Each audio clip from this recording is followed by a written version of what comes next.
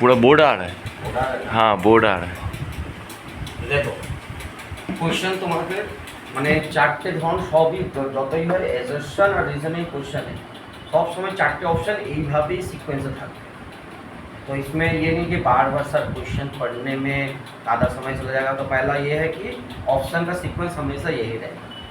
ठीक है, तो पहला में क्या बोला है, assertion and reason are true, माने जो क्वेश्चन दिए एजर्शन दिए और रीजन दुटोई ट्रू होगा, दोनों ही सही होगा। And reason is correct explanation for assertion.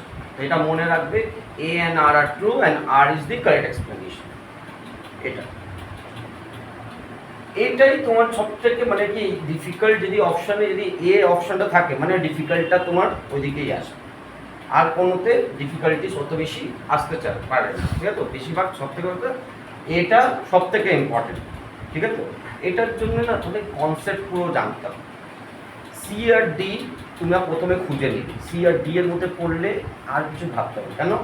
सी और डी एর মধ্যে একটা তোমার মানে क्वेश्चन से स्केप मैंने कितना होगा कि उतना डिटेल नहीं पढ़ना है। पहला तो जब भी क्वेश्चन में दो पार्ट दिया रहता है उसमें जो छोटा लाइन है जो सबसे सिंपल में उसको पहले पढ़ लो। ठीक, किसी एक को तुम्हारा ट्रू और फॉल्स मिल जाएगा, तुम्हारा आधा सम इजी समय तुम्हारा 5 सेकंड में भी हो गया। ठीक है, तो ऑप्शन सी बोल रहा है कि assertion is true but reason is false. तो তোমাকে একটা দিতে রিজন ফলস পেয়ে গেলে এমনি হয়ে গেল, অ্যাজারশন ফলস পেয়ে গেলে তোমাকে কনসেপ্টের দরকার হয় না।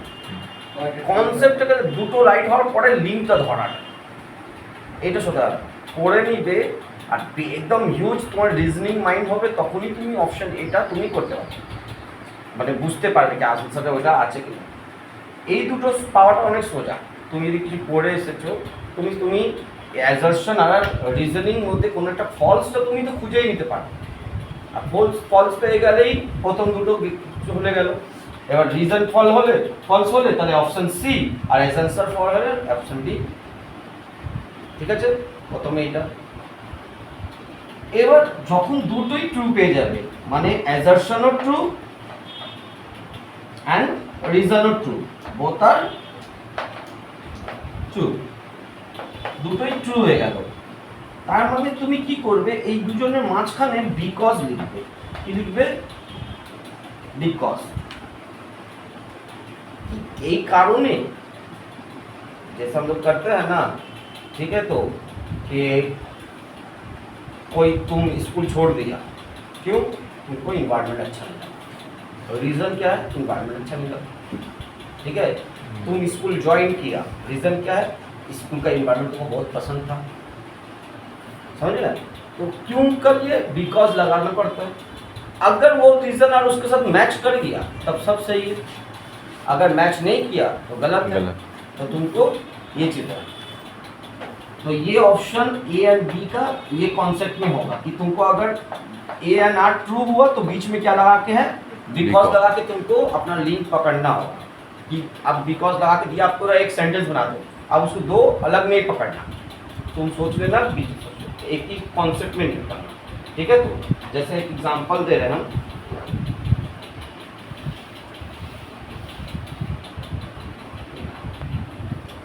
सोचो अनिल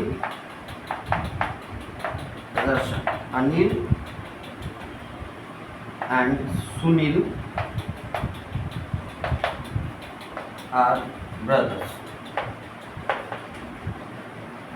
दोनों भाई।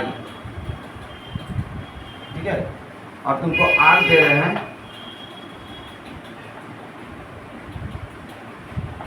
Sujay is the father of Anil and Sunil.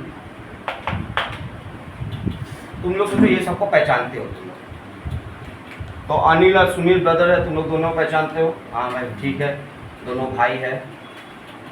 Sujay को ये तुम पहचानते हो कि ये अनिल और सुनील का पिताजी है। तो ये दोनों बात ट्रू निकला, ये तुम लोग को ट्रू दोनों पता चल गया, दोनों ट्रू है। अब ए होगा कि बी होगा, ऑप्शन ए में कि उसका रीजन क्या सेम है, रीजन, तो रीजन हम जब भी बोले रीजन करना है तो तुमको क्या करना होगा, बीच में इस फुल स्टॉप काटा के यहाँ क्या लगा देना होगा, बिकॉज। अब पढ़ो, Anil and Sunil are brother because Sujay is the father of Anil and Sunil. हम यदि दोनों के ही पिताजी हो गए तो दोनों आपस में भाई हो ही जाएगा, तो एक्सप्लेनेशन सही जा रहा है कि नहीं जा रहा है, ठीक है। तो इसका मतलब हो रहा है कि एक्सप्लेनेशन सही है, तो तुम्हारा ऑप्शन ए, आंसर क्या होगा, ऑप्शन ए। अभी हम लोग चैप्टर सब्जेक्ट ये नहीं, लॉजिक समझ है, कैसे सम्स किया जाता है, कैसे हम इसको सॉल्व आउट करेंगे, समझ में आया। नेक्स्ट, अगर ऐसा दिया रहे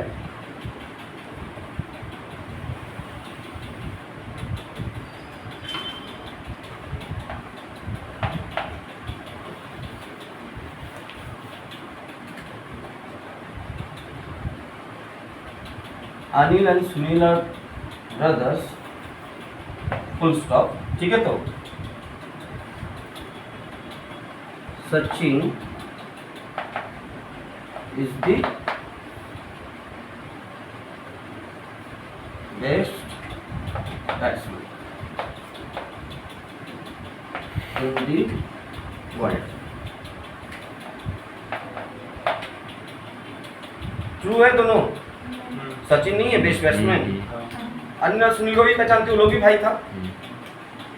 अब ए और बी में झगड़ा चलेगा, ये ए और आर दोनों में ट्रू है, ये भी तुम लोगों को पता है अनिल और सुनील ब्रदर्स है, ठीक है, ठीक है। तो और सचिन हो रहा है बेस्ट बैट्समैन, ठीक है, इन दी वर्ल्ड, ये भी ट्रू है। तो अब हमको देखना होगा कि बिकॉज लगा, सचिन बेस्ट बैट्समैन है इसलिए दोनों भाई हो गया, कि दोनों का माँ बाप एक है इसलिए भाई है, इसलिए भाई होगा कि दोनों का माँ बाप पेरेंट्स सेम है, तब तुम्हारा ऑप्शन तुम्हारा हो जाएगा बी। ये assertion and reason are true, but reason is not the correct explanation of assertion। कि ये कारण नहीं है उसका भाई होने का कि सचिन अच्छा खेल रहा है, ठीक है। तो ये हो रहेगा, बोलो समझ में आया कैसे करना है। तो ऑप्शन आंसर क्या लिखोगी, बी। देखो क्वेश्चन यही लॉजिक करना, वेट कर रहे थे कैसे लॉजिक पकड़ेंगे, कैसे लिंक पकड़ेंगे, तो ये इस तरह से पकड़ना, क्या करना है, बिकॉज, ठीक है। अब next,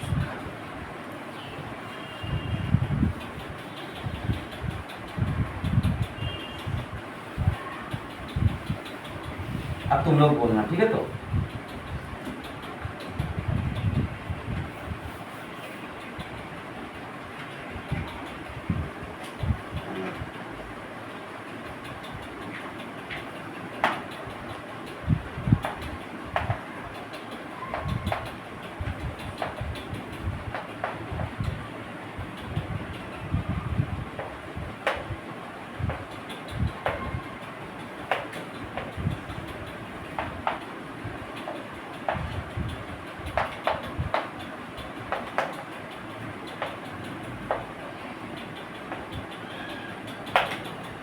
Abhishek Bachchan is the son of the great Amitabh Bachchan, ठीक है।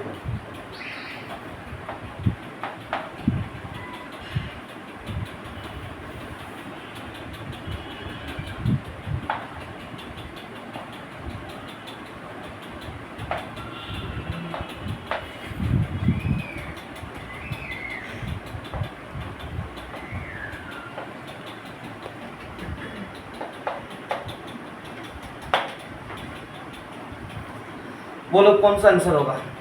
देखो Abhishek Bachchan is the son of the great Amitabh Bachchan, Dharmendra loves Hema, ठीक है। तो अब तुमको पहले क्या, दोनों में कुछ गलत है, ये भी सही है, धर्मेंद्र जी हेमा से प्यार करते थे, ये भी सही है।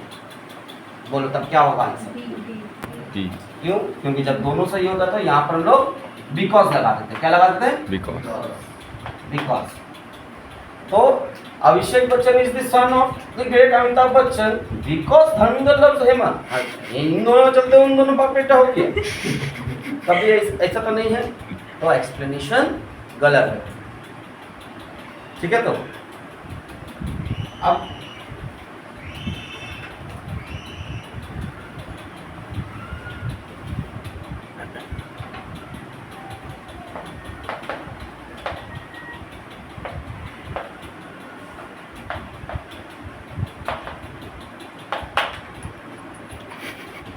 Dharmendra is the son of Sunny Deol, सही है? देखो फॉल्स होने से संज्ञा संग, रीजन फॉल्स है, रीजन फॉल्स है सी। तब हमको जो दोनों में जो सबसे इजी मिले वो पहले पढ़ लेना। फॉल्स वाला अगर खोज दिया तो पहले उसको तब तुमको एक्सप्लेनेशन लिंक कुछ खोजना ही नहीं है कि धर्मेंद्र तो सन नहीं है सनी का, बात खत्म वापस। ठीक है, तो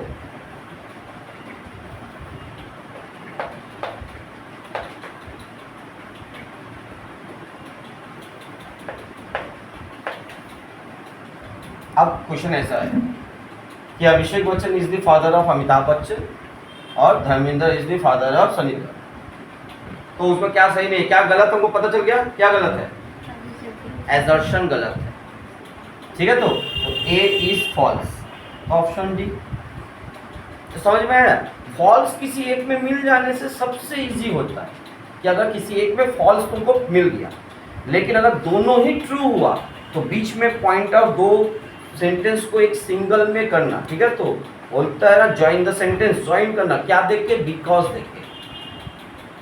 ठीक है, तो बिकॉज देख के बोला क्या वही कारण है उसका सच वो होने का, पहला एजर्शन होने का। ठीक है, तो ये इस तरह से। अब आता है हम लोग का पढ़ाई से रिलेटेड, तो हो गया वो यूज का।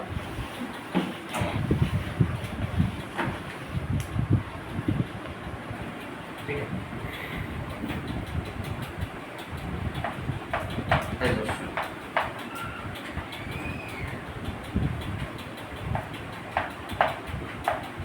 income tax is one tax.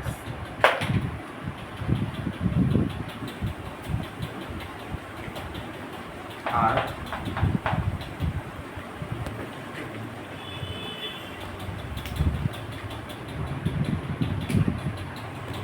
GST is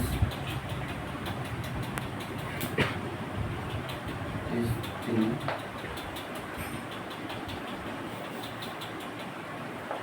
indirect tax। क्या बोले? Income tax is one tax, GST is the indirect tax. अब पहले तुम लोग को नॉलेज होना होगा इनकम टैक्स के बारे में और जीएसटी के बारे में। ठीक है, तो देखो इनकम टैक्स को वन टैक्स क्यों बोलते हैं? इज ट्रू है, बोलो वन टैक्स क्यों बोलते हैं? क्योंकि इसमें हम लोग 5 हेड्स ऑफ इनकम होता है। क्या होता है? Income from salary, income house property, profit and gain from business और profession, capital gain, other sources. ठीक है, तो जिसको हम शॉर्ट में लिखते हैं। सोचो सैलरी, ठीक है, सोचो मेरा सैलरी है, सोचो हम सैलरी का हिसाब से किए 1.5 लाख रुपये सैलरी से। House property, income from house property, सोचो मेरा हाउस प्रॉपर्टी का घर को रेंट दे के जो इनकम आता है, घर को रेंट में देकर, बेच कर नहीं। If someone let out his house property that income comes under income from house property. ठीक है, not sold out the house property. क्या? हाउस प्रॉपर्टी को लेटिंग आउट करना, भाड़ा में देना, उससे लेकर अगर इनकम अर्न करे तो हाउस। तो सोचो मेरा एक घर है, उसको हम भाड़ा में दिए थे। ठीक है, तो 5,000 करके है तो सोचो साल में 60,000, यहाँ से 60,000। समझना बात को। फिर होता है पीजीबीपी, बिजनेस एंड प्रोफेशन। सोचो हम अपना बिजनेस से मेरा 5 लाख का इनकम होगा। कैपिटल गेन, उसके बाद क्या आता है? Capital gain. ठीक है, इसको तो फोकस करना तभी बड़ा करके देखो। ठीक है, तो कैपिटल गेन, कैपिटल गेन मतलब होता है कोई कैपिटल एसेट्स को, ठीक है, अगर तुम बेच के जो इनकम अर्न करते हो, सोचो मेरा जमीन लैंड है, उसको हम बेच, क्या हुआ? कैपिटल एसेट्स था, उसको बेच के जो इनकम हो वो किसके अंदर आएगा? Capital gain. तो सोचो उससे आया 5 लाख। 6 लाख का, दोनों सेम नंबर है 6। इसके बाद आता है अदर सोर्सेस। क्या आता है?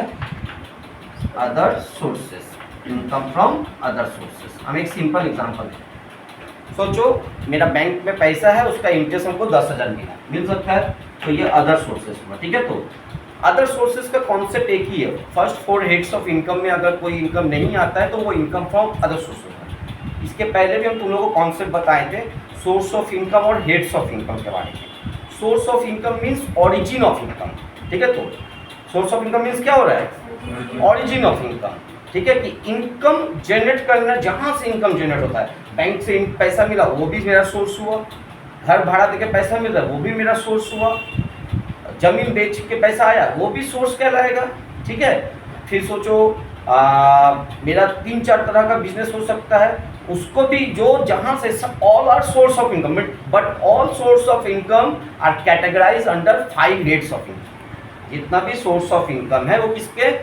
5 हेड्स ऑफ इनकम में आता है। क्लियर है?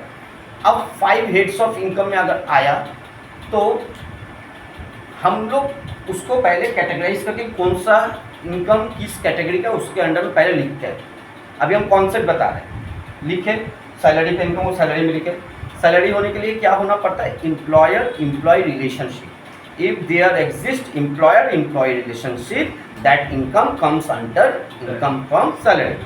ओके, फिर हाउस प्रॉपर्टी बोल दिए थे, लेट आउट करके अगर घर को भाड़ा देकर अगर तुम कोई से हो रहा है वो हाउस प्रॉपर्टी। बिजनेस और प्रोफेशन, पीजीबीपी हम शॉर्ट में क्या है? Profit and gain from business और प्रोफेशन। इसमें क्या होता है? बिजनेस से या प्रोफेशन से अगर कोई इनकम आता है तो उसको हम लोग क्या बोलते हैं? Profit and gain from business और प्रोफेशन में डालते हैं। कैपिटल एसेट्स बेचकर अगर कोई ज्वेलरी हुआ, उसका कॉन्सेप्ट है 12 में और डिटेल करके तुम लोग कैपिटल गेन समझो। अभी जस्ट इतना याद रखना, कैपिटल एसेट्स को सोल्ड आउट करके जो होता है it includes negative capital gain. मैं नेगेटिव इनकम भी हो तो भी तुमको लिखना। अगर ये 4 हेड्स ऑफ इनकम में कोई इनकम नहीं आता है तो वो इनकम फ्रॉम अदर सोर्सेज में आएगा। ठीक है, तो अब हम लोग का कौन सा, हम लोग किस बात पे थे कि income tax is one tax. क्यों बोल रहे हैं? देखो अभी कुछ कॉन्सेप्ट में क्या हो रहा है कि अभी बहुत सारा चीज़ चेंज भी हुआ है टैक्स में। ठीक है, तो लेकिन हम सोचो कि जनरली क्या हो रहा है, इस पे एक अलग टैक्स है। सोचो इस पे सैलरी पे 15%, हाउस प्रॉपर्टी पे 20%, पीजीबीपी पे 30%, कैपिटल गेन पे 20%, अदर पे 30%, जैसे ऐसे अलग अलग करके टैक्स लेता। ठीक है, तो लेके टोटल करता, तब इस तरह का टैक्स सिस्टम को बोलते हैं कलेक्शन ऑफ ऑल टैक्स। क्या बोलते हैं? सब टैक्स का अलग अलग टैक्स चार्ज किया उसके बाद। ठीक है, तो कुछ एक्सप्लेनेशन, जैसे कैपिटल गेन में ये इसमें और इसमें क्या है, लॉन्ग टर्म कैपिटल गेन का रेट अलग है। ठीक है, तो कुछ एक्सेप्शन केस है उसको छोड़ के, लेकिन हम लोग का सिस्टम क्या है? हम लोग सिस्टम में पहले निकालना होता है GTI, ग्रॉस टोटल इनकम। तो सबको जोड़ते हैं, 1.5 लाख हो गया, सोचो 2 लाख 10, फिर 5 लाख 12 लाख 10, 7 लाख 10, 7 5 बाद 13 लाख 10,000, 13 लाख 20,000, ऐसे करके हम टोटल किए। समझे? तो करके इसके ऊपर फिर टैक्स का डिडक्शन वगैरह सब लगता है। उसके बाद जो रेट आता है, जो डिडक्शन करके फिर उसको टोटल इनकम बोलते हैं। सोचो 20,000 का डिडक्शन तुमको मिल गया। ठीक है, 80C से लेके 80U तक। ठीक है, तो बहुत सारा डिडक्शन, ये ओल्ड रिजीम है, न्यू रिजीम, ओल्ड रिजीम होता है। तुम लोग क्लास 11 में तुम लोग का वो डिटेल्स उतना नहीं है। ठीक है, तुम लोग एकदम बेसिक चीज़ है, इसलिए हम इतना डिटेल्स में नहीं जा रहे, क्योंकि इसके पीछे भी बहुत सारा एक्सप्लेनेशन है कि किसी में अभी अलग टैक्स रेट चार्ज करता है, बट इन जनरल सबका अगर ये दो इनकम नहीं हो तो टोटल टैक्स में एक ही तरह से ग्रॉस टोटल इनकम करना है तुमको। ग्रॉस टोटल इनकम करके जो आया उससे टैक्स रिबेट करके। ठीक है, तो सोचो कि डिडक्शन पाया, तुमको 20,000 का डिडक्शन मिल गया, तो 13 लाख को अब इसके ऊपर तुमसे टैक्स चार्ज करेगा। ठीक है, तो मैंने अलग अलग टैक्स चार्ज करता तो उसको बोलते हैं कलेक्शन ऑफ टैक्स। लेकिन तुम्हारा सब कुछ टोटल किया, सारा हेड्स ऑफ इनकम जोड़ के एक ही बार टैक्स चार्ज कर रहा है, इसको बोलते हैं one tax. Income tax is one tax, not collection of all tax. आप बोलो पहले तुमको कॉन्सेप्ट समझ में आया? वन टैक्स क्यों बोलते हैं इनकम टैक्स को? क्योंकि पहले 5 हेड्स ऑफ इनकम का टोटल होता है, टोटल करके टैक्स चार्ज होता है। सबका लिए अलग अलग टैक्स सिस्टम नहीं है। कि हाउस सैलरी के लिए अलग नियम, हाउस प्रॉपर्टी का अलग टैक्स रेट लिए लेता है, फिर उसको कलेक्शन होता है, बिजनेस का अलग टैक्स, ऐसे करके नहीं है। ठीक है, तो क्या करते हैं हम लोग, सम टोटल ऑफ हेड्स का, जितना भी हेड्स ऑफ इनकम है उसका टोटल करते हैं कुछ एक्सेप्शन केस को छोड़कर। ठीक है, उसके बाद फिर टोटल इनकम जो आता है उसके ऊपर डिडक्शन देकर जो भी नेट, उसको बोलते हैं टैक्सेबल इनकम या टोटल इनकम, ग्रॉस टोटल से डिडक्शन माइनस करके टोटल इनकम निकलता है, उस टोटल इनकम के ऊपर टैक्स चार्ज होता है। तो मतलब क्या हो रहा है, कौन सा इनकम पे, एक ही इनकम इतना सारा को अलग अलग करके किया कि डायरेक्ट 13 लाख के ऊपर चार्ज होगा। समझ में आया? तो इसलिए इसको वन टैक्स बोलते हैं। तो आप बोलो, पहले तुमको कॉन्सेप्ट समझना होगा। तो बात है एक छोटा चीज़ समझाने के लिए कि income tax is one tax. तो ये बात को तुमको समझ में आया, इनकम टैक्स वन टैक्स क्यों होता है? क्योंकि हर हेड्स का, एक ही दिमाग में रखना, क्योंकि सब हेड्स का इनकम को सम टोटल करके टोटल इनकम के ऊपर टैक्स चार्ज होता है। समझ में आया? GST is indirect tax. दो तरह का टैक्स होता है, एक होता है डायरेक्ट टैक्स, एक होता है इनडायरेक्ट टैक्स। डायरेक्ट टैक्स पे जहां पर इम्पैक्ट और imposition of tax fall on same person, impact and imposition, मेरा टैक्स हम खुद अपने नाम पे दे रहे हैं तो ये क्या हो गया, डायरेक्ट टैक्स। जैसा मेरा इनकम टैक्स, इनकम टैक्स क्या है, डायरेक्ट टैक्स है। क्यों? क्योंकि मेरा नाम पे ना मेरा टैक्स होगा। ठीक है, तो लेकिन इनडायरेक्ट टैक्स होता है जिसमें इम्पैक्ट किसी और के ऊपर पड़ता है। ठीक है, तो इम्पैक्ट एंड इम्पोजिशन किसी और का, नाम किसी और का होगा। जैसे हम लोग रेस्टोरेंट में खाते हैं, हम लोग वहाँ पर हम लोग का बिल हुआ 1000 का, टैक्स ले लिया उसमें। ठीक है, सोचो कि 180 रुपया टैक्स ले लिया सब, तो 1180 रुपये किससे लेता है, मेरे से ही लेता है। लेकिन क्या मेरा नाम पे जीएसटी क्या गवर्नमेंट के पास जमा जाता है? रेस्टोरेंट वाला के नाम पे जाता है। तो इम्पोज किसका हुआ, उसका तो इम्पैक्ट किसके ऊपर पड़ा, मेरे ऊपर पड़ा। इम्पोज किसके ऊपर हुआ था, मेरे ऊपर इम्पैक्ट पड़ा ना, पैसा मेरा पॉकेट से गया। बट इम्पोज किसके ऊपर, उसके ऊपर हुआ था, रेस्टोरेंट वाला। तो जहाँ डिफरेंट वेरी हो रहा है, ठीक है, तो उसको इनडायरेक्ट टैक्स बोलते हैं। तो जीएसटी इनडायरेक्ट टैक्स ही है। जीएसटी हम लोग सब लोग जानते हैं कि हम लोग सामान खरीदते हैं, जीएसटी देते हैं, पे तो हम लोग करते हैं, नहीं रजिस्ट्री, जीएसटी की रजिस्ट्रेशन नंबर किसके पास है, सप्लायर के पास है, सेलर के पास है, तो वो उसके नाम पे गवर्नमेंट हो रहा है, तो इम्पोज उसके पास हो रहा है, उसका इम्पैक्ट मेरे ऊपर पड़ेगा। बात समझ में आया? तो ये बात भी सही है कि जीएसटी इनडायरेक्ट टैक्स है, तो आप दोनों सही हो। तो ट्रू ए और बी में खेलना है। ठीक है, तो तब सी और डी का गायब हो गया अपने आप कि दोनों बात सही है मेरा। अब हमको क्या होता है, जब दोनों सही होता है तो क्या करते हैं, इनकम टैक्स वन टैक्स है इसलिए जीएसटी इनडायरेक्ट टैक्स है।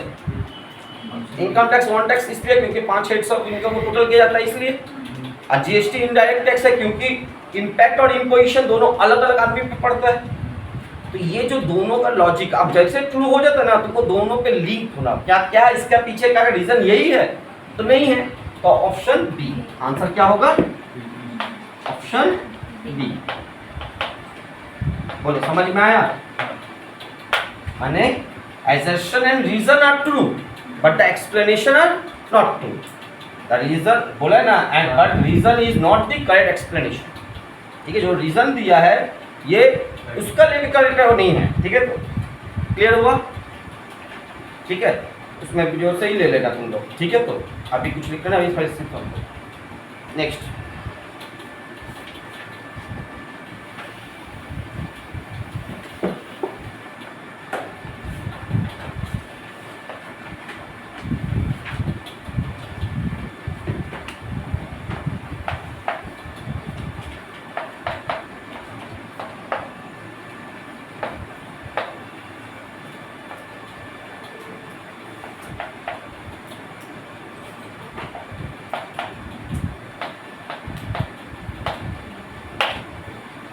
क्या बोला है, income tax is one tax. अभी भी वही क्वेश्चन था,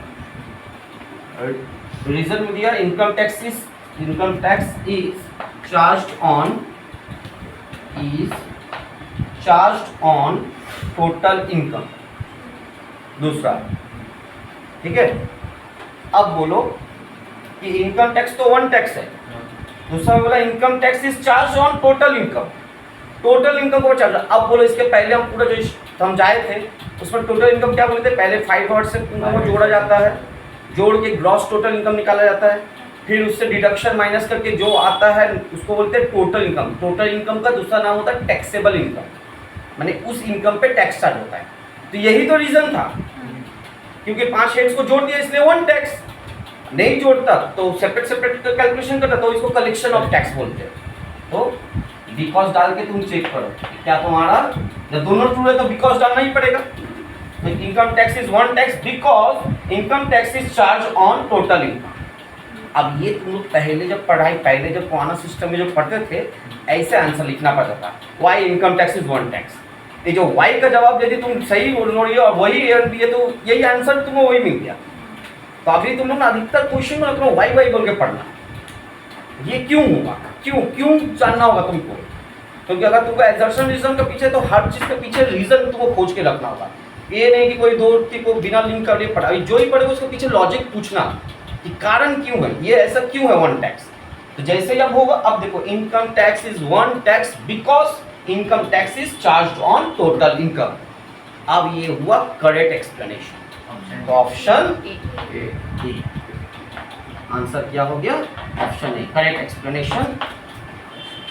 बोलो समझ में आया, बुझते पारছিস तो এবার समझ में आ रहा है ना। अभी फिलहाल आज हम लोग टैक्स का क्लास है तो टैक्स के हिसाब से ही समझाएंगे, ठीक है।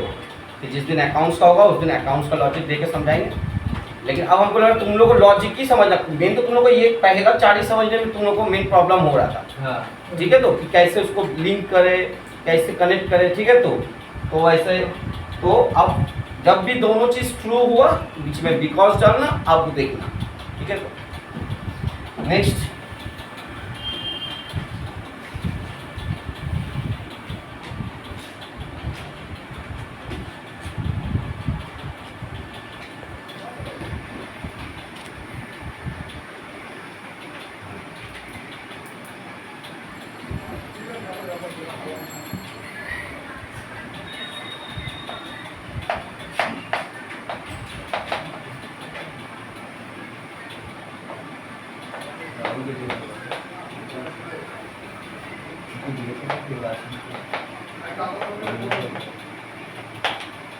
चलो अब क्वेश्चन है तुम्हारा ऐसा हुआ, income tax is 1 tax, A true, GST is a direct tax, GST वाला फॉल्स, जीएसटी तो डायरेक्ट टैक्स होता ही नहीं है, इनडायरेक्ट टैक्स। आप तुम्हारा उतना बिकॉज मात्रा बोले ना, फॉल्स एक मिल गया ना, सबसे इजी वहीं पर ही हो गया। तो क्या मिल गया, R is false. R is false किस में होता है, सी में होता है, ऑप्शन सी, ठीक है। तो आंसर क्या हो गया, ऑप्शन सी। नेक्स्ट